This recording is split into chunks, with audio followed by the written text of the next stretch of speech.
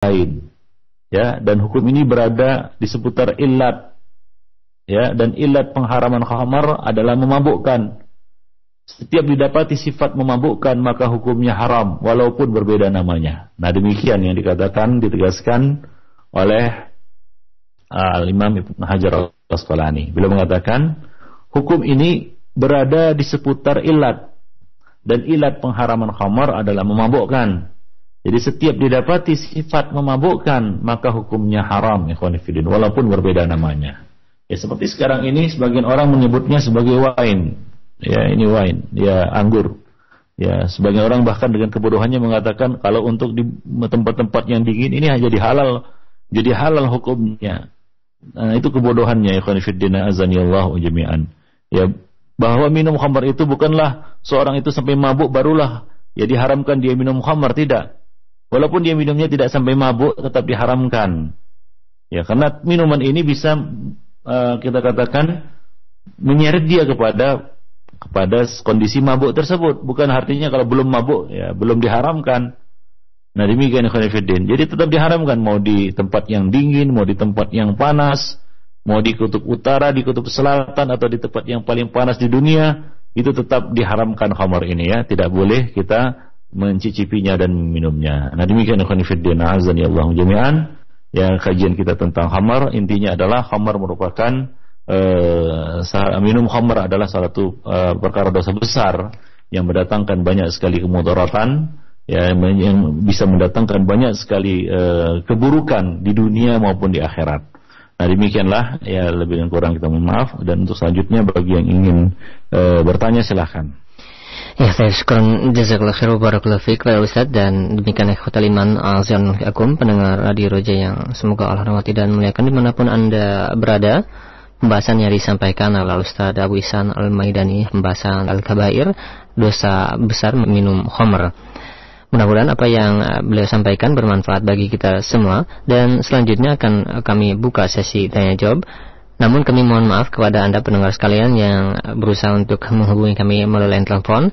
Dikarenakan waktu yang tidak mencukupi, akan kami angkat pertanyaan-pertanyaan yang melalui pesan singkat saja. Yang pertama Ustadz, ada pertanyaan dari Ummu Husain yang berada di Depok. Assalamualaikum warahmatullahi wabarakatuh. Barakallahu fikum. Ustadz, apakah alkohol termasuk khamr? Kalau iya, bagaimana hukumnya minum obat-obatan kimia yang mengandung alkohol? Karena banyak sekali obat-obatan yang mengandung alkohol, sedangkan Allah tidak menurunkan obat pada yang haram. Silakan Ustadz. Ya, ini satu pertanyaan yang bagus. Ya, sebelumnya kita jelaskan ya bahwa berobat dengan khamar itu tidak dibenarkan dan dilarang. Ya, Rasulullah secara umum mengatakan innallaha anzalad da' wad dawa wa ja'ala likulli da'in dawaan fatadawau wa la tadawau biharam. Sesungguhnya Allah menurunkan penyakit dan obat. Setiap penyakit pasti ada obatnya. Maka berobatlah, tapi jangan berobat dengan benda yang haram. Demikian juga diriwayatkan dari Ummu Salamah, ia berkata, anakku menderita sakit, lalu aku buatkan air buah untuknya di cangkir. Ketika Nabi masuk, ternyata air buah sudah basi. Lalu beliau bertanya, apa ini? Aku menjawab, anakku sedang sakit dan aku buatkan air buah untuknya. Maka beliau bersabda, innallaha lam yaj'al shifa'akum fil haram. Sesungguhnya Allah Subhanahu wa taala tidak menjadikan kesembuhan bagi kamu dengan benda-benda yang haram. Ya, jadi ini ada kemungkinan dia sudah menjadi khamr, maka Nabi mengatakan, memperingatkan kepadanya, ya innallaha lam yaj'al shifa'akum fil haram. Allah tidak menjadikan kesembuhan kamu dari benda-benda yang haram. Ikhwani fiddin, azanillahu wa iyyakum jami'an. Nah, diriwayatkan juga dari Abdurrahman bin Utsman bahwasanya seorang dokter pernah menanyakan kepada Rasulullah tentang hukum kata yang dijadikan obat. Maka beliau melarang dokter itu membunuh kata. Ya, membunuh kata. Nah, demikian. Jadi tidak boleh kita berobat dengan yang haram. Nah, termasuk di dalamnya menjadikan khamar ya sebagai obat. Nah, ini haram hukumnya. Secara khusus ya telah diriwayatkan dari Tariq bin Suwaid Al-Ju'afi, ia bertanya kepada Rasulullah sallallahu alaihi wasallam tentang hukum khamar. Maka beliau melarang khamar atau benci membuatnya. Lalu Tariq berkata, aku membuatnya untuk obat. Yaitu Rasul tidak suka membuatnya dan melarang minum khamar. Maka Tariq berkata, aku membuatnya untuk obat. Maka Rasulullah menjawab, khamar itu bukan obat, tapi penyakit. Khamar itu bukan obat, akan tetapi ia adalah penyakit. Nah, diriwayatkan juga dari Abu Hurairah, ia berkata, Rasulullah SAW telah melarang menjadikan benda-benda kotor sebagai obat. Rasulullah SAW telah melarang menjadikan benda-benda kotor sebagai obat. Nah, Abdullah bin Mas'ud radhiyallahu anhu juga memberikan komentarnya tentang minuman yang memabukkan. Beliau mengatakan, sesungguhnya Allah tidak membuat kalian sembuh dengan apa yang Dia haramkan atas kalian. Ya, Allah tidak membuat kalian sembuh dengan apa yang telah Dia haramkan atas kalian. Ya, sesungguhnya tidaklah turunkan satu penyakit melainkan Allah turunkan obat bersamanya. Ya.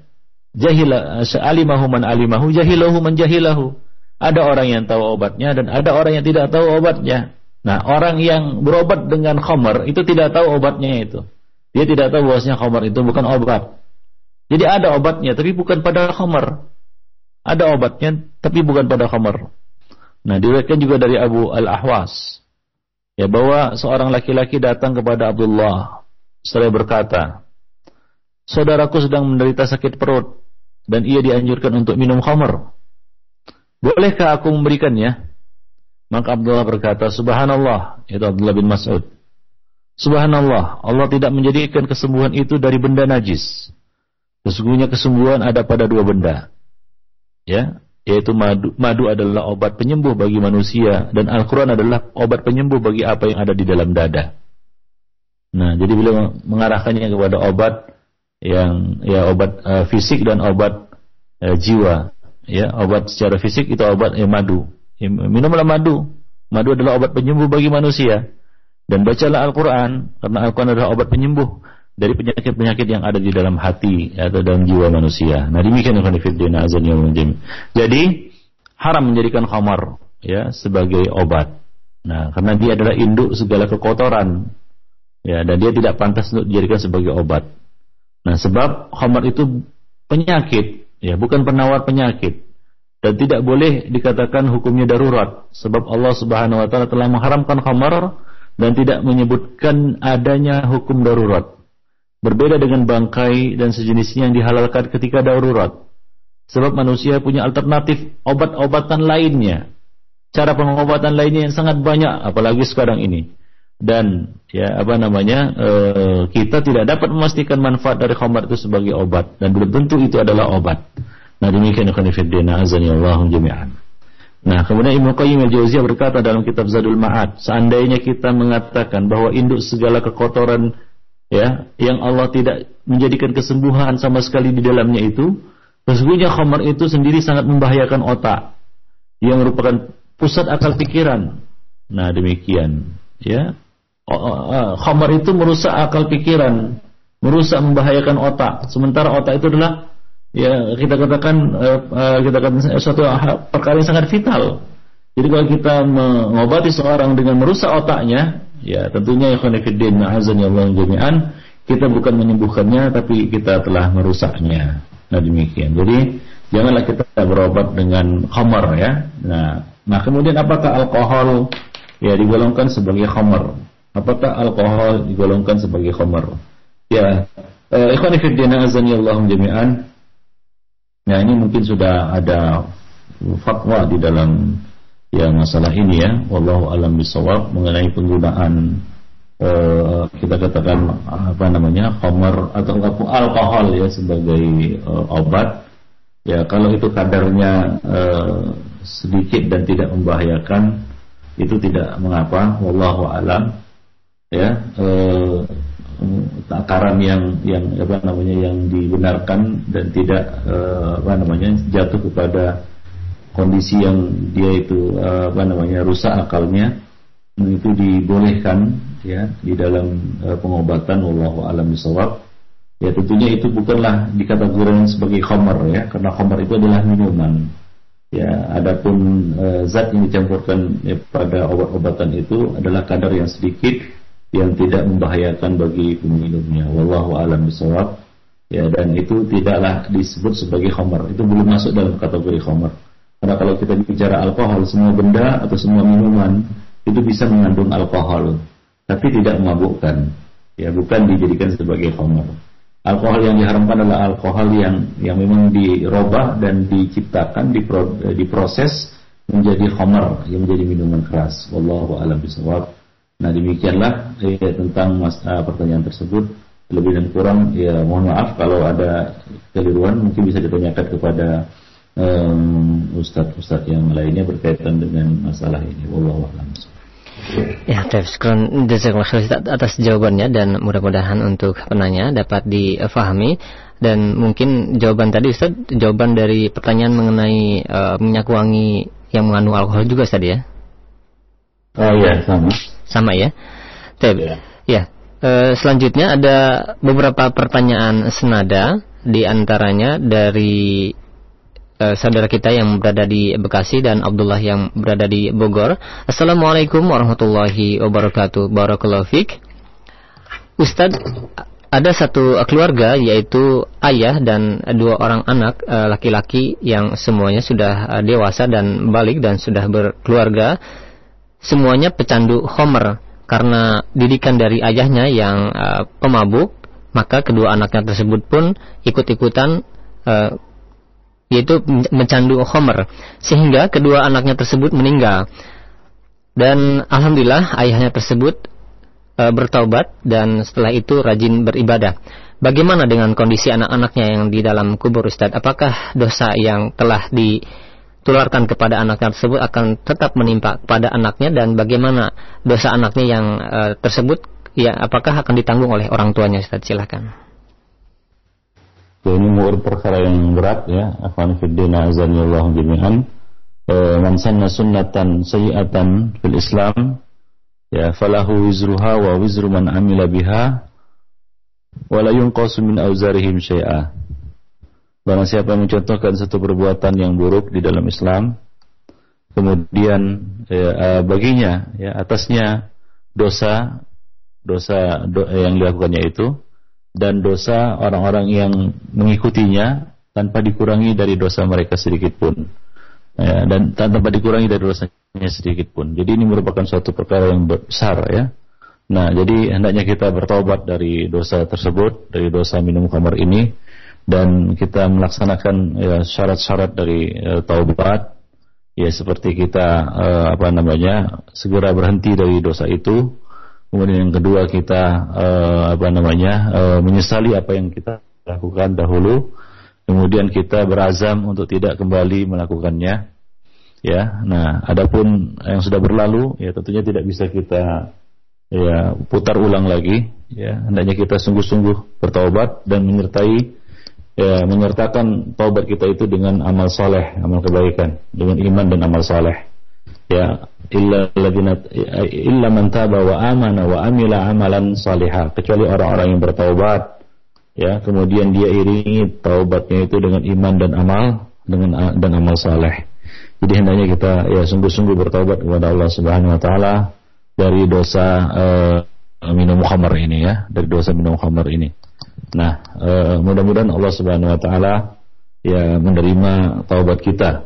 Ya, Allah Subhanahu wa taala menerima taubat kita dan mengampuni kesalahan-kesalahan kita. Ya, mengampuni dosa-dosa kita. Nah, wallahu a'lam bishawab. Dan salah satu tanda kita itu sungguh-sungguh bertobat adalah kita rajin menuntut ilmu ya. Kita rajin menuntut ilmu. Kita tahu, kita sadar bahwasanya ya sebab kita masuk dalam dosa-dosa tersebut adalah karena kejahilan kita. Karena jahilnya kita terhadap agama, jahilnya kita terhadap Allah Subhanahu wa taala dan Rasulnya, yang membuat kita jatuh dalam dosa-dosa seperti itu. Maka hendaknya kita tebus itu dengan kita memperbaiki diri dengan ya rajin menuntut ilmu. Nah, untuk yang sudah berlalu itu ya kita mintakanlah istighfar ya. ya apa namanya untuk anak-anak kita ataupun orang-orang yang telah kita jerumuskan ya dengan dosa yang kita lakukan itu. Ya kita mohon istighfar untuk mereka, mudah-mudahan Allah Subhanahu wa taala mengampuni mereka. Wallahu a'lam bishawab. Syukran jazakallahu Ustaz atas jawabannya. Dan yang ditanyakan tadi Ustaz, apakah ada doa khusus untuk meringankan anaknya agar diringankan azabnya di dalam kubur Ustaz? Wallahu a'lam, saya tidak mengetahui adanya doa khusus ya.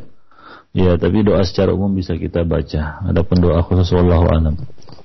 Ya, baik. Selanjutnya pertanyaan terakhir Ustaz ya. Ada pertanyaan dari Ummu Syifa yang berada di Pondok Gede.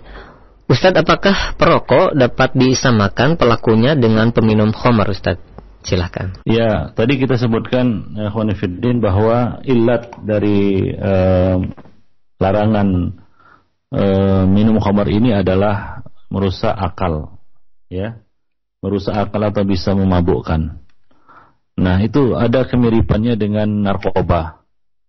Narkoba juga demikian. Narkoba itu juga dapat memabukkan dan dapat merusak fungsi akal. Ya, bisa dikiaskan hukumnya dengan khamar, yaitu narkoba. Ya, narkoba. Dan ya rokok itu adalah jenis narkoba yang paling ringan, yang paling ringan. Ya, dia dapat merusak kesehatan manusia, merusak jiwa manusia, ya merusak apa namanya diri mereka. Ya, maka ya itu diharamkan hukumnya. Cuma ya tidak seperti pengharaman khamar ya, tidak seperti pengharaman khamar. Ya, jadi hukumnya bisa disamakan tapi tidak dari semua sisi. Ya wallahu a'lam bishawab. Karena untuk khamar ini ada hukum hududnya, yaitu dicambuk ya 50 kali atau 40 kali, dan ada beberapa hukum-hukum hudud yang berkaitan dengan khamar ini ya. Nah, adapun rokok tentunya tidak. Nah, tapi ya sama-sama diharamkan ya, sama-sama diharamkan dan sama-sama mendatangkan mudarat ya bagi pelakunya dan bagi orang lain juga ya. Jadi keburukannya bukan hanya sebatas pada diri sendiri saja. Khamar itu ya, kerusakannya bukan hanya sebatas pada diri orang yang minumnya, juga kerusakan bagi sekitarnya. Karena orang yang mabuk itu akan merusak dia, merusak alam sekitar dan merusak orang lain. Nah, demikian. Wallahu a'lam bishawab. Nah, rokok juga demikian. Dia dapat merusak dirinya sendiri dan dia dapat merusak orang lain ya, perokok pasif. Jadi hendaknya orang yang masih merokok segera bertobat dan berhenti dari rokoknya. Karena rokok itu tidak membuat gemuk dan tidak menghilangkan dahaga. La yusminu wa la yughni min ju'. Ya, ia dapat merusak akal pikiran kita. Ia adalah candu yang dapat merusak kesehatan kita. Ya, dan ya jelas juga dapat merusak kantong kita dan dapat merusak orang-orang yang ada di sekitar kita. Jadi isinya adalah kerusakan. Baru banyak kasus-kasus kebakaran ternyata pemicunya adalah puntung rokok. Nah, demikian. Jadi hendaknya ya apa namanya istilahnya ahlun nar ya. Ya, ahlun nar maksudnya orang yang merokok, ahli api, karena kesana kemari bawa api, ya berhenti dari rokoknya ya, dan berhenti merokok segera. Jangan ditunggu-tunggu, karena berhenti rokok pelan-pelan itu nggak berhenti dia. Ya, pelannya sebentar, besoknya kencang lagi. Jadi hendaknya segera berhenti, nggak pakai pelan-pelan. Ya, rem kontan saja, campur rem tangan. Nah, demikian. Jadi betul-betul berhenti dan bertobat dari dosa rokok tersebut. Wallahu a'lam bishawab. Ya, terima kasih Ustaz atas jawabannya. Dan mungkin pertanyaan terakhir Ustaz ya, karena waktu yang sudah habis. Mungkin ada satu kesimpulan yang dapat disampaikan Ustaz, silahkan. Ya, ikhwani fiddin azanillahu jami'an. Nah, ini adalah dosa besar yang ke-19 yang kita bahas berkaitan dengan khamar ya, dosa minum khamar. Dosa minum khamar dan hukuman bagi peminumnya. Ya, tadi sudah kita sebutkan ancaman-ancaman dari Al-Qur'an dan dari hadis-hadis Rasulullah sallallahu alaihi wasallam. Allah menyebutnya sebagai rijis, sebagai kotoran ya, keburukan. Allah Subhanahu wa taala menyebutnya sebagai amalus syaitan. Allah Subhanahu wa taala menyebutnya sebagai ummul fawahish ya, sebagai induk dari segala dosa-dosa besar dan kekejian. Ya, melalui khamar itu kita bisa akan bisa timbul permusuhan dan kebencian. Dan melalui khamar itu kita dapat meninggalkan zikrullah, karena khamar kita dapat meninggalkan zikrullah dan dari salat. Nah, karena khamar juga ya ikhwani fiddin azanillah terjadi ya kita katakan permusuhan-permusuhan, ya kebencian-kebencian yang tersebar di tengah-tengah manusia, rusaknya hubungan dengan Allah, rusaknya hubungan dengan sama manusia, itu semua disebabkan karena perbuatan dosa minum khamar ini. Ya, berapa banyak kita katakan ya keluarga-keluarga yang berantakan karena khamar, berapa banyak ya, pekerjaan-pekerjaan yang terbengkalai karena khamar. Nah, berapa banyak kebaikan-kebaikan yang tersia-siakan karena khamar. Oleh karena itu Rasulullah SAW menyebutkan bahwasanya khamar ini adalah ummul khaba'is, induk dari segala keburukan-keburukan. Orang yang minum khamar dan tidak bertaubat darinya, dia diharamkan minumnya nanti di akhirat. Dia akan diharamkan, ya dia tidak akan mendapatkan minuman khamar ini nanti di akhirat kelak. Kemudian ya apabila dia tidak bertobat, ya maka Allah Subhanahu wa taala akan memberinya minuman tinatul khabal, ya keringat penghuni neraka, dan Allah Subhanahu wa taala tidak akan menerima salatnya selama 40 hari, ya 40 hari. Dan barang siapa yang datang bertemu Allah dalam keadaan dia candu kepada khamar ini atau dia menghalalkannya, maka ia datang kepada Allah, ia menemui Allah Subhanahu wa taala seperti ya seorang penyembah berhala. Dan Rasulullah menyetarakan ya khamar ini, perbuatan minum khamar ini dengan perbuatan seorang yang telah berzina dengan ibunya ataupun bibinya sendiri. Nah, dan dia apabila dia mati, maka dia mati dalam keadaan kondisi jahiliyah. Dan Allah Subhanahu wa taala dan Rasulnya telah melaknat khamar ini, melaknat orang yang memeraskan membuat khamar, kemudian melaknat orang yang minta untuk dibuatkan peminumnya, yang minta diantarkan kepadanya, yang memikulnya, yang menjualnya, yang membelinya, yang menuangkannya, dan yang minta dituangkan untuknya. Nah, demikianlah ikhwani fiddin azanillahu jami'an berkaitan dengan khamar ini. Mudah-mudahan kita semua ya dijauhkan oleh Allah Subhanahu wa taala dari khamar ini, dan Allah Subhanahu wa taala memberikan taufik kepada kita untuk bisa bertobat ya dari kecanduan khamar dan menjauhi ya perbuatan yang buruk ini. Nah, demikianlah, lebih dan kurang saya mohon maaf. Aku qouli hadza wa astaghfirullah li wa lakum wa lisa'iril muslimin innahu huwal ghafurur rahim.